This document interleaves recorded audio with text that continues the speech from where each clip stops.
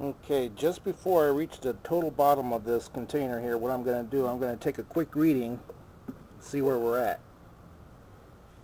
And what you want to do with your dipstick here, you want to just set it in there. You do not want to thread it in, otherwise that'll give you a false reading. Just set it on top and pull it out and see what kind of reading we got.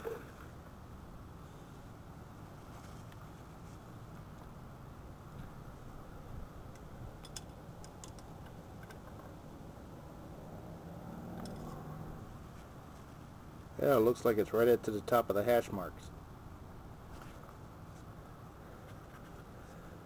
We're going to sit that in there.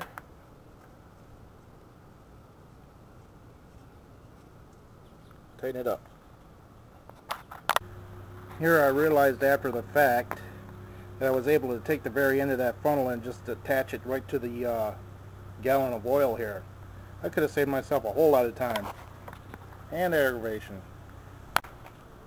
Okay, we're going to use this opportunity to start it up, check for any leaks, and allow the oil to flow through, so that way that we can get a final reading on the oil before that we're all hunky-dory. Make sure that we're neutral. There we go. On. Our oil light came on. I'm just going to go around and check for leaks, especially the oil filter.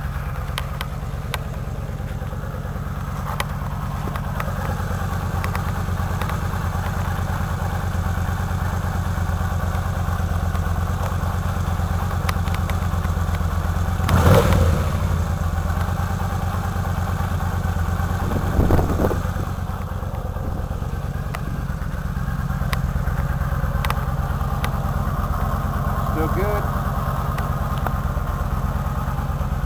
Okay, and shut her down. I'll put her back in gear.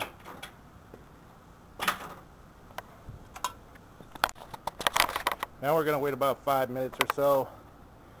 Let all that oil that was just running through get a chance to settle down. We're going to take one last final reading. Okay, now it's been about, I don't know, 7 to 10 minutes, or the duration of one cigarette. Everything should be settled down. Unscrew our dipstick, wipe it off, and we're just going to set it on top like so and get a reading. We are perfect. We didn't have to empty that whole thing after all. We're just a little above the hash mark, so we're great. Hopefully this was helpful. And now on to the air filter.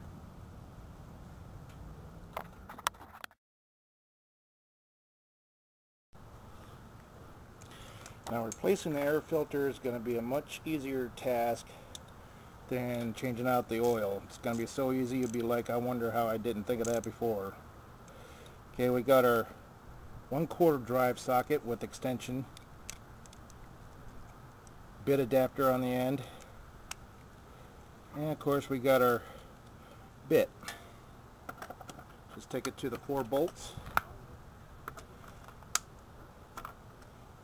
loosen them up.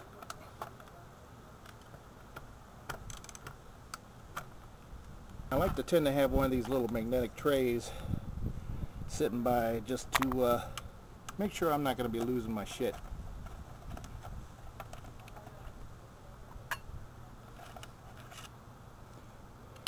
One.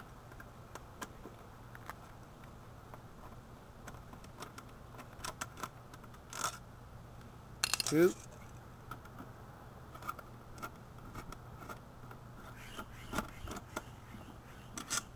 3.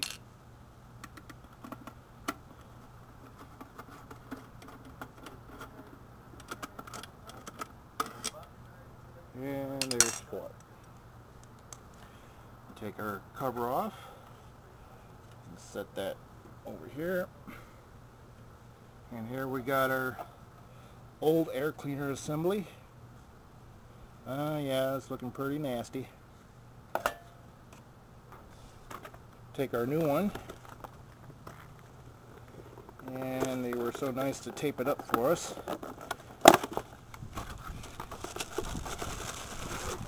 Take it out of the package, make sure to match it up with the old one, because now's a good time to verify that before putting it on. Looks the same there. Perfect. Looks the same. Fits right into where the old one went.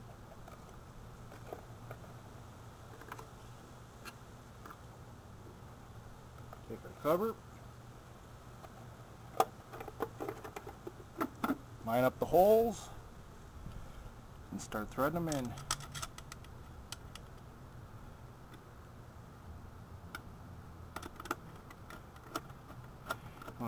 I'm doing this in a diagonal pattern so that they'll torque down in an even pattern.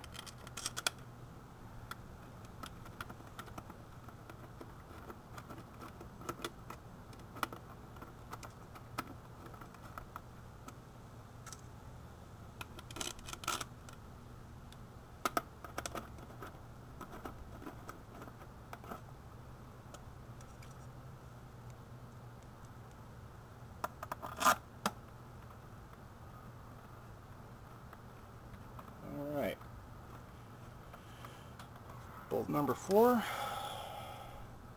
take a right in there and just snug it down. We're not gonna, I think it's like maybe 10 inch-pounds, so it's just basically a snug. Go in a crisscross pattern.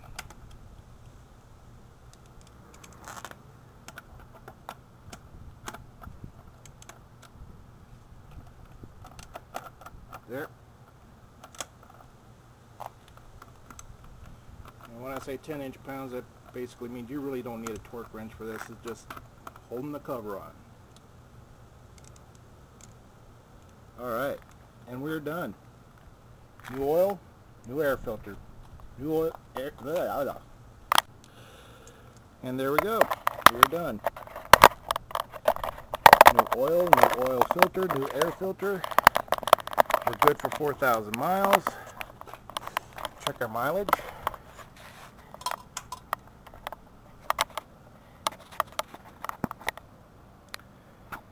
8,628, so we should be good for 12,600 miles. And I'll see you then. Yeah, it looks like I made a mess. Time to clean it up. Some tidy cat ought to work. Let that soak in for a little bit.